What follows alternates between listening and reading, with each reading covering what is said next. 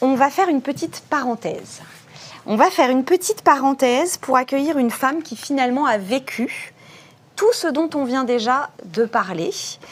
À 55 ans, cette femme, elle a eu besoin de redonner du sens à sa vie professionnelle. Elle a lâché son job de DRH. Elle a fait l'école du CAS.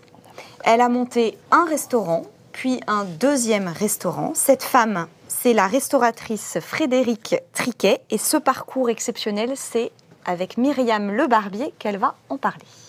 Merci Maude. Frédéric, merci de venir témoigner de ton beau parcours professionnel.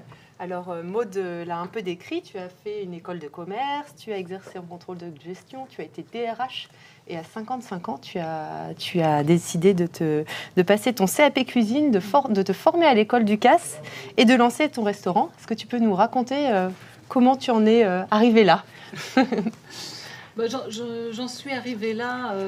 En fait, j'avais quand même un petit rêve de jeune fille. Là, quelqu'un parlait tout à l'heure de se reconnecter aussi à ses rêves d'enfant. J'avais toujours eu envie de faire l'école hôtelière.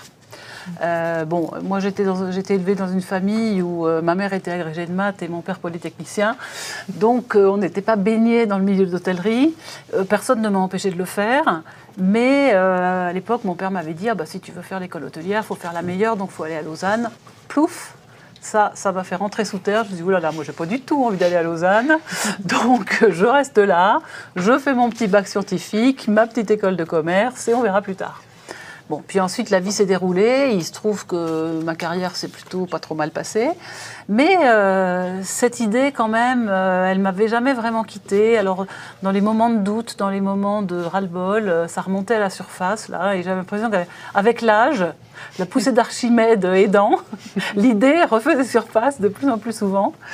Et donc, j'y pensais de plus en plus. Et puis, le jour où j'y ai vraiment pensé beaucoup, c'est le jour où, comme malheureusement beaucoup de gens, ne trouvant plus de sens à mon travail et y allant à reculons un peu tous les jours, j'ai fini par tomber dans le fameux burn-out qui m'a donné l'occasion, je dirais, positive, d'avoir du temps pour bien réfléchir. Parce que quand vous êtes en arrêt de travail pendant longtemps, c'est peut-être un moment qui vous est, entre guillemets, offert pour vraiment se reposer toutes les questions que les intervenantes avant moi ont évoquées, dans lesquelles je me suis bien retrouvée. Et donc, voulant mettre à profit ma période d'arrêt, je me suis dit, c'est maintenant ou jamais. Donc, je vais passer mon CAP de cuisine en candidat libre. Et donc, voilà, je l'ai fait. Je l'ai fait et je me suis dit que la période de l'entreprise, c'était fini pour moi. J'avais plus envie d'y retourner, j'avais plus envie de vivre. J'étais allée au bout de ce que ça pouvait m'apporter. J'ai beaucoup aimé, mais c'était terminé. Voilà, je sentais la fin d'un cycle. Donc je suis allée faire un petit stage très court, juste avant mon CAP, dans un restaurant de mon quartier. Et je me suis rendu compte que... en enfilant un tablier et en mettant les mains non pas dans la terre mais dans la plonge, et bien finalement je me sentais quand même pas si mal. Et là je me suis dit c'est bon, je vais vraiment faire ça. Et donc j'ai voulu me former plus professionnellement et c'est comme ça que je suis rentrée à l'école du CAS. D'accord, merveilleux en tout cas. Voilà l'histoire. Donc tu as ouvert un restaurant puis un deuxième, donc c'est un beau succès.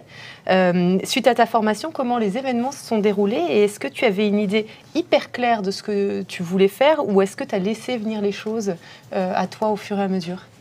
Alors non, j'avais pas une idée hyper claire. En fait, j'ai ouvert un restaurant en cherchant un stage. La seule idée que j'avais, c'est que je pouvais pas ouvrir un restaurant comme ça. Donc je voulais aller traîner un peu mes guêtres à droite à gauche.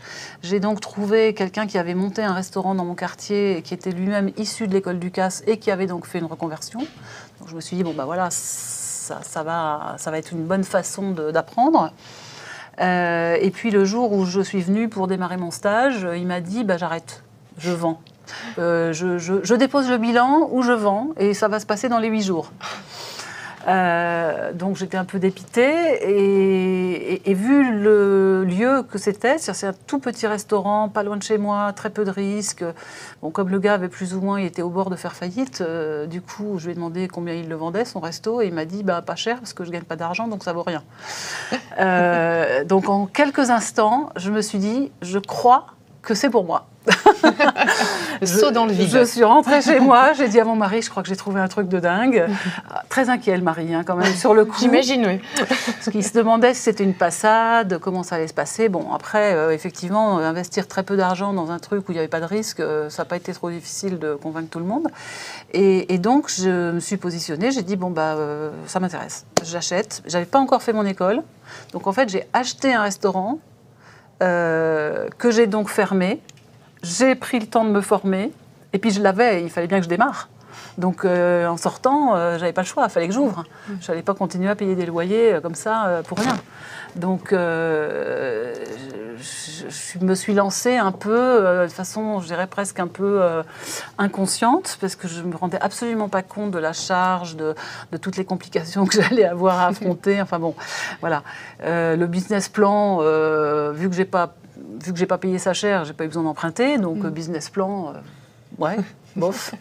J'avais fait un petit calcul, comme j'avais fait du contrôle de gestion dans mon jeune temps, j'avais quand même gardé quelques notions. Donc j'avais fait un vague calcul sur un coin de table, en me disant, bon, normalement, ça devrait le faire. Et ensuite, j'ai avancé, petit à petit, j'ai appris à marcher en marchant, quoi. Voilà. Et ça a tellement bien marché que tu en as ouvert un deuxième, en fait. Alors, au début, c'était pas gagné quand même. Hein. J'ai rencontré quand même beaucoup de difficultés qu'il a fallu surmonter, mais très formateur. Ouais. Notamment parce que j'avais imaginé pouvoir faire ça seule. Donc, je me suis rendu compte au bout de 2 semaines que c'était juste impossible d'être toute seule, à la fois d'accueillir les clients, cuisiner, faire les additions, prendre les commandes. Enfin bon, c'était tout à fait irréaliste. Mais une fois que j'ai réglé ça et que j'ai pu m'entourer de personnes qui avaient les bons profils pour m'aider, ça a très très bien fonctionné.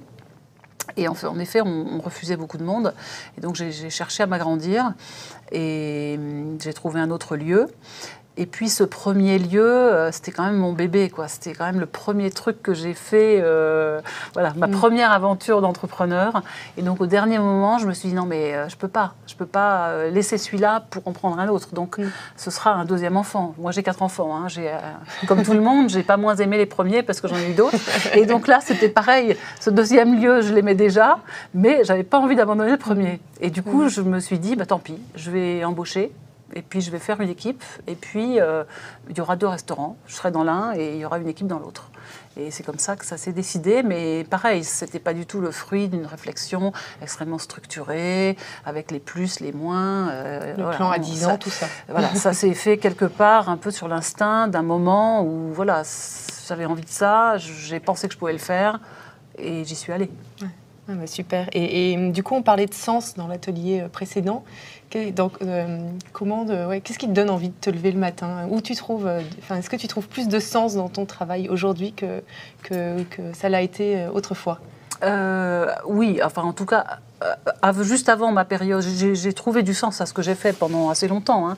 C'est plus à la fin où à un moment donné, ça se détricote et ça devient relativement insupportable. Moi, je dois dire qu'il y a quelque chose dans lequel je me suis complètement plongée depuis ce changement. C'est dans le lien avec les producteurs. Donc, un des éléments qui, moi, me porte beaucoup, c'est de faire partie d'une chaîne vertueuse qui va alors c'est la grande mode, hein, on en parle beaucoup, de la terre à l'assiette ou de la fourche à l'assiette. Et en fait, moi, je suis heureuse de participer à la sauvegarde ou au développement de pratiques agricoles vertueuses qui, par ailleurs, nous mettent aussi plus de plaisir dans l'assiette, parce qu'une carotte bien cultivée, c'est quand même meilleur qu'une carotte industrielle qui a jamais vu un brin de vraie terre.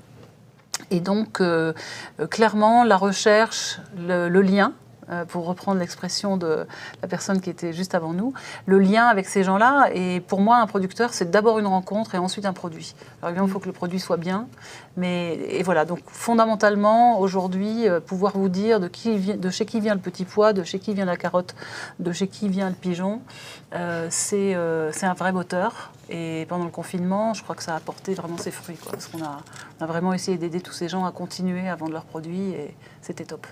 Ok, mais en tout cas, merci beaucoup Frédérique d'être venue témoigner Merci devant à vous. nous. Et merci à toutes les deux, en effet, pour ce très joli témoignage et plein d'énergie aussi. Ça va être le moteur pour les ateliers qui viennent. Très bien, merci Myriam, et beaucoup. merci Frédérique Triquet. Merci, au revoir.